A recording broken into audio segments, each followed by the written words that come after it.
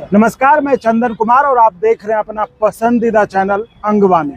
साथियों, जिस तरह से प्रधानमंत्री की यात्रा थी बिहार की, वो भी लोकसभा चुनाव के बात करेंगे, तीसरी यात्रा थी बिहार की, तो एक तरह से इसे माना जा रहा है कि बिहार में जो विधानसभा चुनाव होने वाले हैं उसका जो है उन्होंने एक तरह से चुनावी शंखनाद एक तरह से कर दिया। तो इस पर हम चर्चा करने के हमारे साथ दिल्ली से, जो कि हमारे ही इलाके बिहार के अंग प्रदेश के इलाके लखीसराय जिले से, और दिल्ली में सीनियर जर्नलिस्ट है पवन कुमार जी, जो कि तमाम बड़े बड़े चैनलों में भी काम कर चुके हैं। दिल्ली के वरिष्ठ पत्रकार है पवन कुमार जी। पवन सर, बहुत स्वागत है आपका अंगवानी पर। नमस्कार। नमस्कार सर, कैसे देखते हैं प्रधानमंत्री की यात्रा भागलपुर से जाकर जो पूरे देश के किसानों को जो सम्मान निधि की राशि निर्गत करना, तो एक तरह से इसको माना जा रहा है बीजेपी से इस तरह से कह रही है बिहार मिशन बिहार जो है बीजेपी का, उसकी ये शुरुआत थी। प्रधानमंत्री मोदी ने एक तरह से बीजेपी के चुनावी प्रचार का शंखनाद कर दिया वहां से।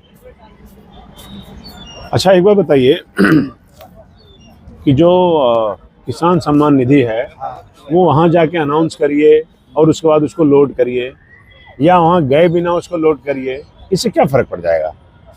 बात केवल 2000 रुपये जाने की है कि एक सरकार के अकाउंट से वो किसानों के अकाउंट में 2000 रुपये गए।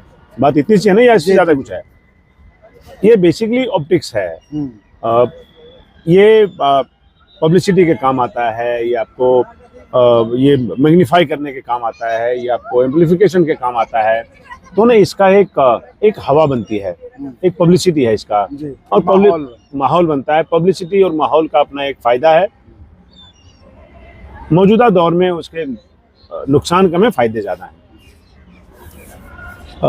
मोदी जी इस बात को समझते हैं। मोदी जी का जो प्रचार तंत्र है, जो सरकार का प्रचार तंत्र है, वो इस बात को समझता है। और इसकी देखा देखी अब आप देखते होइएगा कि इसकी नकल में आम आदमी पार्टी, बिहार में राष्ट्रीय जनता दल, कांग्रेस पार्टी, सब इसको नकल कर करके पब्लिसिटी में धीरे धीरे आगे बढ़ते, क्योंकि ये कोर एरिया मोदी जी का है, तो लिहाजा वो कितना भी कर लेंगे तो उतनी पब्लिसिटी उनको हासिल नहीं हो पा रही है।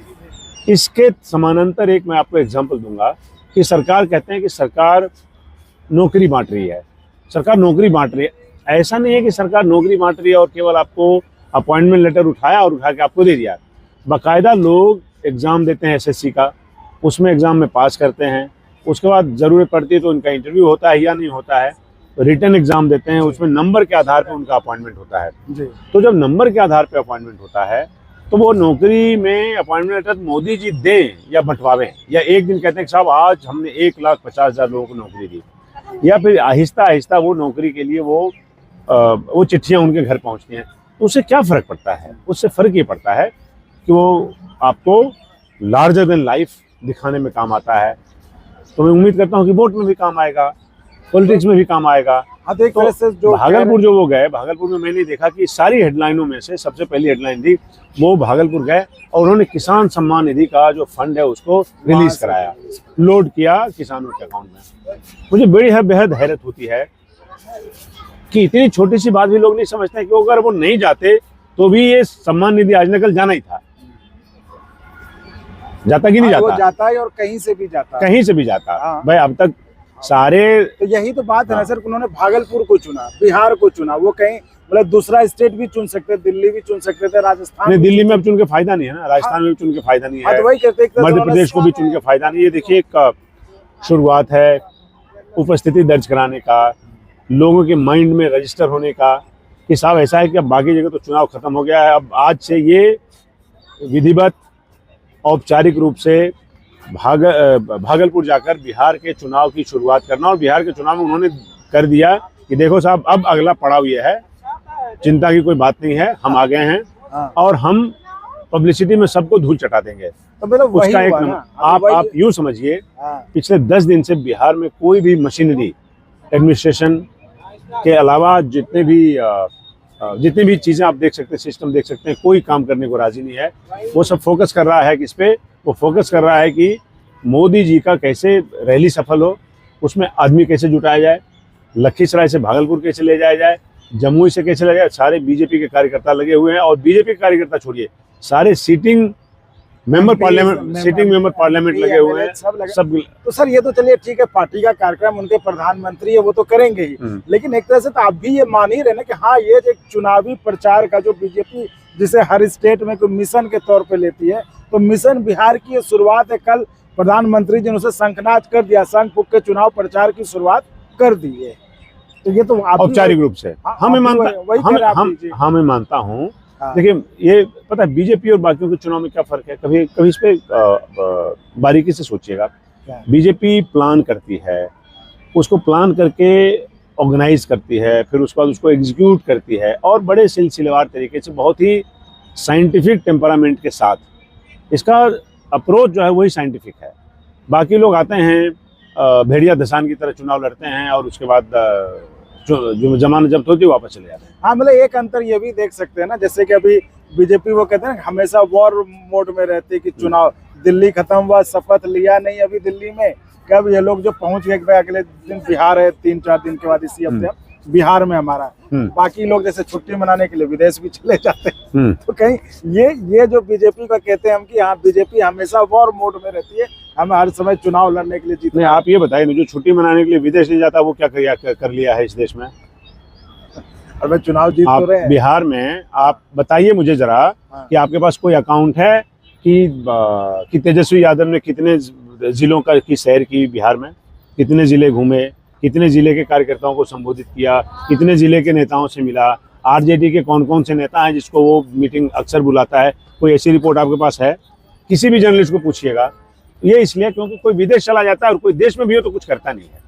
तो वही कह रहा हूँ बीजेपी हमेशा उस मोड में रहती है, हमें करना है। हाँ तो मैं ही कह रहा हूँ बीजेपी उस मोड में है। तो 10 साल बीजेपी को देखते देखते इस जमाने को 11 साल हो गए ना। हाँ तो अब तो उसके कम से कम 10% उसकी जो कैरेक्टरिस्टिक्स है वो उसको एक्वायर तो करिए।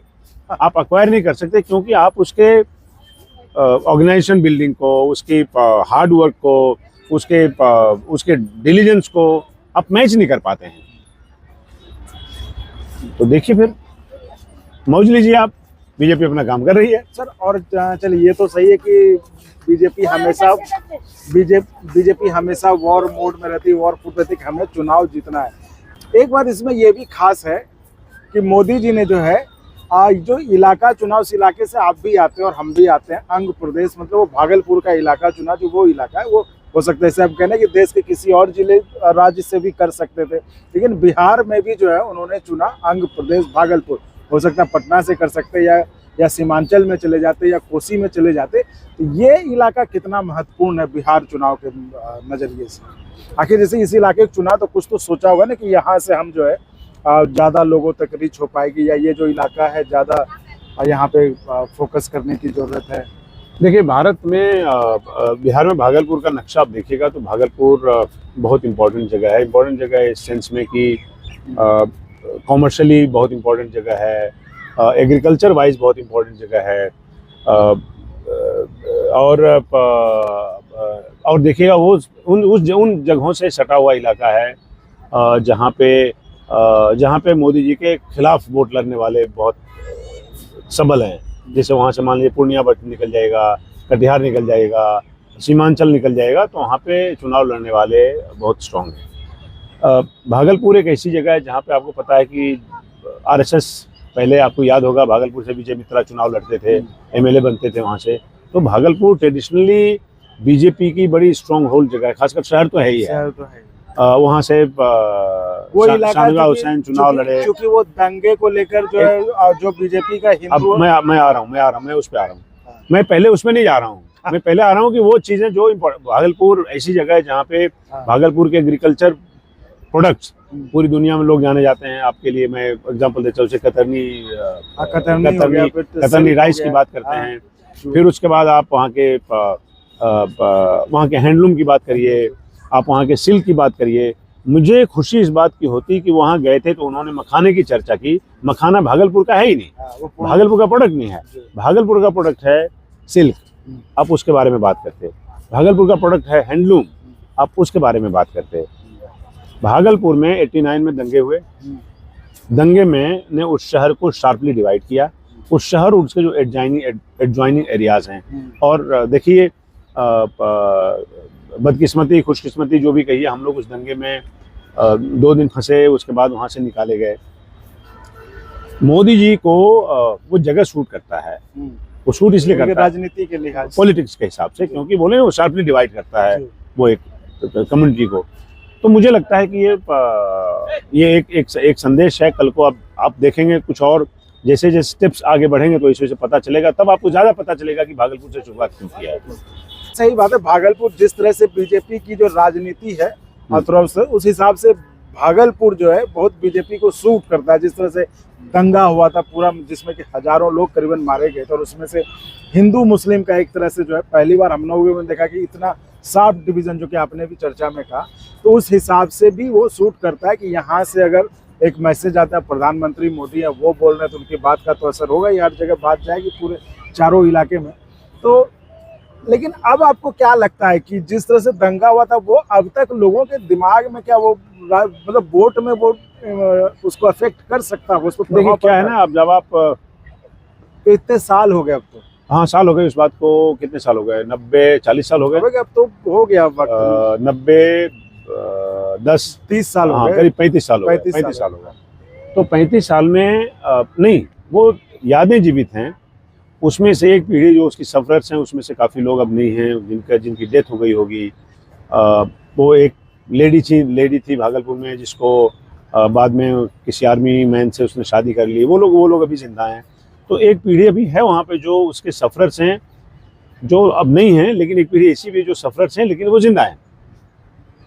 ये आगे चल के जैसे जैसे आप देखिएगा हर चुनाव की तरफ आप आगे बढ़ते हैं, वैसे वैसे इनका कंसर्टेड एफर्ट रहता है कि इस इशू को जिंदा रखा जाए, कुछ करने के लिए नहीं, डराने के लिए नहीं, ताकि याद रहे ताकि इसके एवज में वोट लिया जाए। और खासकर जब शुरू से हम लोग भी जब छोटे थे तो संघ जो है या विश्व हिंदू परिषद इस इलाके में काफी मतलब एक्टिव। मैंने विजय मित्रा का एग्जांपल दिया आपको। आरएसएस और जो जनसंघ दक्षिण पंथ पार्टियां, हमें ऐसे इसको ऐसे करिए, वो भागलपुर में पहले भी एक्टिव थे। शाखाएं वहाँ पे बहुत एक्टिव हैं, लोग शाखाओं में जाते हैं। मैंने 1-2 बार गया हूँ, देखा हूँ कि किस तरह की शाखाएं वहाँ लगती है। तो वो बहुत शार्पली डिवाइडेड है वो। और ट्रेडिशनली भागलपुर शहरी सीट जो है वो तो मतलब बीजेपी की रही है शुरू से। लोकसभा में भी कई बार बीजेपी सीट पर उस पर जो कब्जा कर, उसमें एक बार शाहनवाज हुसैन वहाँ के एमपी रहे जी, जो सुपौल से जब याद। तो इस तरह से बिल्कुल समझ में आता है कि भागलपुर में जो मोदी जी ने बिहार के चुनाव की तरह से शंखनाद किया कि चुनाव प्रचार मिशन बिहार उनके लिए महत्वपूर्ण है, उसके लिए उन्होंने भागलपुर क्यों चुना, वो हमें समझ में, जो हमने और पवन सर ने बात की उससे समझ में आती है। तो साथियों ऐसे ही अभी तो बिहार चुनाव के लिए जो है जो गहमा गहमी वो अभी उसकी शुरुआत है। अभी और पारा बढ़ेगा और राजनीतिक गतिविधियां जो तेज होंगी, तो हम उस पर आपको फिर चर्चा करेंगे और आपको हम अपडेट करते रहेंगे। तो फिलहाल इस वीडियो में इतना ही। आप ऐसे ही चैनल को लाइक शेयर सब्सक्राइब करते रहें और संभव हो ज्वाइन भी करिएगा, जिससे हमें आपके लिए और गुणवत्तापूर्ण कंटेंट के निर्माण में मदद मिले। बहुत बहुत धन्यवाद सर। शुक्रिया। और अगर आपको अच्छा लगा तो एक बार और आपको मैं कहना चाहूँगा कि आप इसको प्लीज़ सब्सक्राइब और शेयर करते रहें, ताकि हमारा भी मनोबल और सपोर्ट बना रहे।